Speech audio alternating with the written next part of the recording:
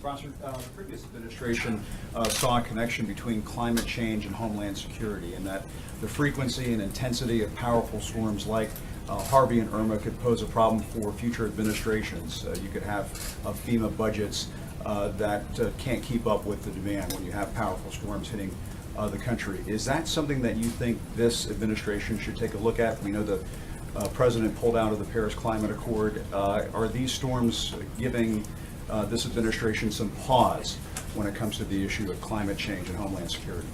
I was here in the 2004 cycle of hurricanes, 4 and 6 weeks that hit Florida.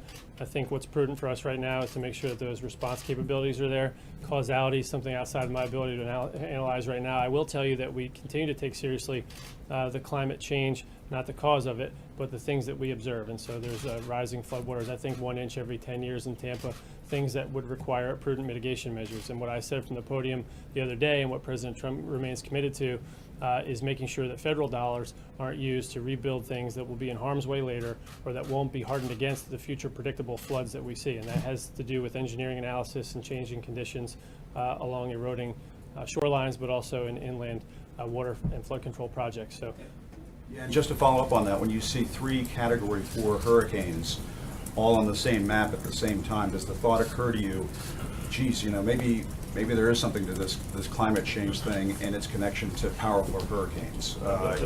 Where you just separate the two and say, boy, these are a lot of big hurricanes coming our way?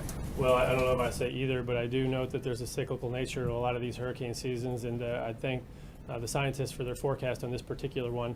They were dead on that this would be a stronger and more powerful hurricane season with slightly more than average large storms making landfall in the United States. So we'll have to do a larger trend analysis at a later date. Sir? Follow up.